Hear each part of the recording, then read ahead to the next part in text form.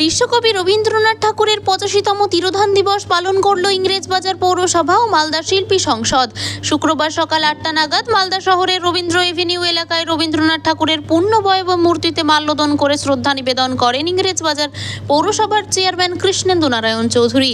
এছাড়া উপস্থিত ছিলেন প্রাক্তন কাউন্সিলর আশিস কুণ্ডু, মালদা শিল্পী সংসদের সভাপতি ডক্টর DN সরকার, সম্পাদক মলয় সহ অন্যান্য পুর আধিকারিক ও সঙ্গীত শিল্পীরা।